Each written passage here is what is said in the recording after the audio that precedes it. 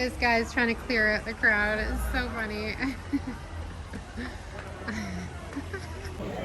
Hey guys, so it's currently Wednesday and we are at the Fatih Market area. So we're gonna take you guys for a little walk and show you what we see. We're loving Istanbul. Look at the size of those peaches, my goodness. Wow.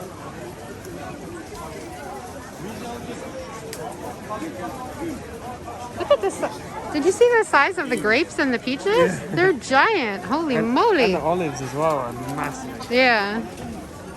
So you can go this way, or you could go this way, or you could go that way. And now I'm just blocking the way. Camera kiss.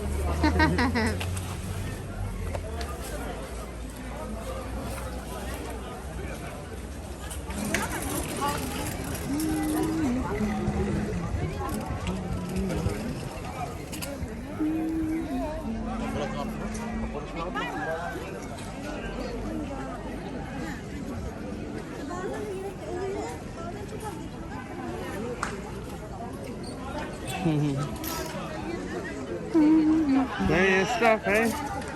Oh yeah, there's like clothing and shoes. Carpets and shoes and food and dresses. Look at this. Fancy schmancy. Bargain.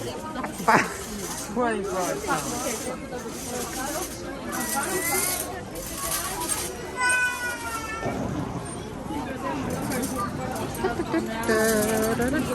Oh, sorry. These are cute. Jammy pants. So it's really not all that conservative. Bargain. 35 lira.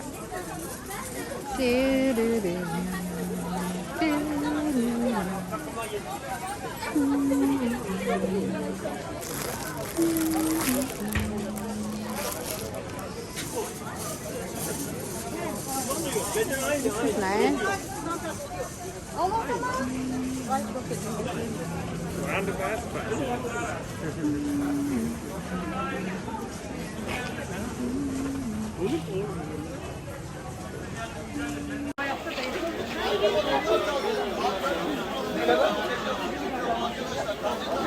Anne inen yüzüyor mu?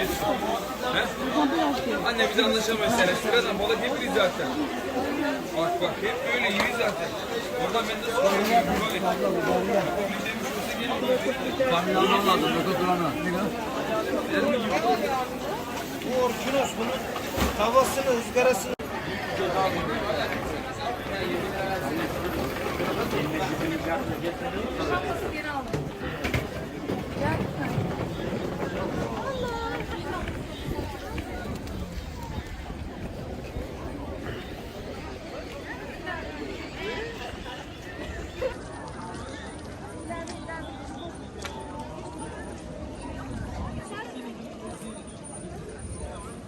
Here we are. This is our first mosque that we've seen proper here in Istanbul. This is the Fatih Mosque, just off of the Fatih Market. So if you're in the area, you should come out this way on Wednesdays because you can enjoy the beautiful market.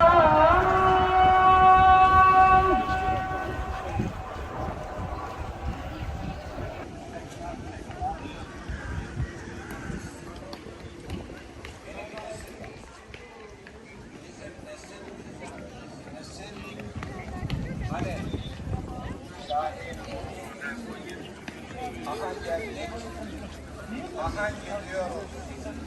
Şen olasın, Halep şen. Halep orada. Allah kolaylık versin, kurtarsın. Adam oraya gitmiş, biraz ikamet etmiş. Oradan ayrılırken Halep'e bakarak işte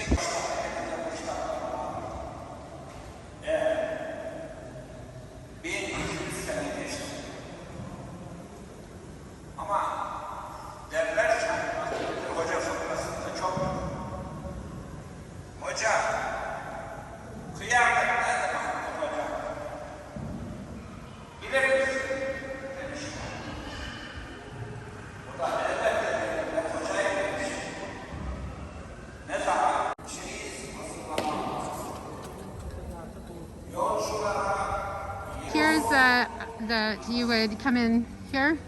The men wash their hands, their feet. It's probably some kind of holy water, I'm assuming. You guys can let us know in the comments. And then you go over here. The men need to take their shoes off and the women need to cover their heads. So I didn't bring a scarf, so we'll go in next time. Ağacından istifade ediyor. Meyvelerini yiyor, çocuklar, kuşlar, örtüler, böcekler. Bu işte sadaka, sadaka-i cariye.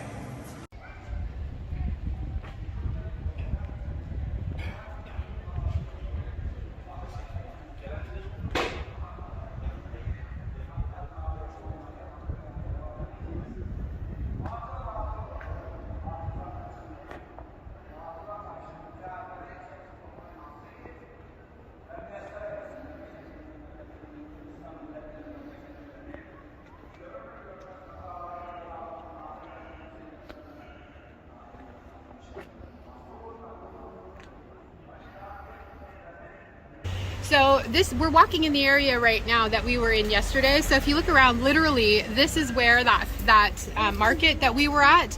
It was literally this entire road. They do all the blocks all around, and you can't even tell it's the same space. Like, look at it. You never would have even seen half of these buildings. It was completely covered. So really cool to see it in a different light. With And more this cars is really as well. good, by the way. Doesn't need anything on top of it, and it just does the job for 10 lira. You get 3 of them, and You got 3 of them from that That's guy breakfast. that you saw.